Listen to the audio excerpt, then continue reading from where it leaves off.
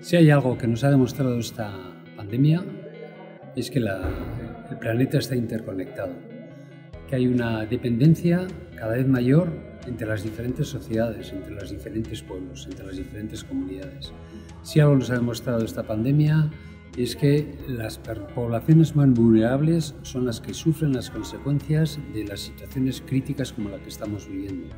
Y si algo demuestra la pandemia es que no nos podemos olvidar de ellas, que debemos luchar por una justicia social, que debemos luchar por la igualdad, la equidad y la sostenibilidad del planeta, y que para todas las personas lo más importante es que todas tengan una vida digna y que podamos vivir en igualdad. Si algo ha demostrado esta pandemia es que debemos seguir luchando por un mundo más justo y un mundo más sostenible.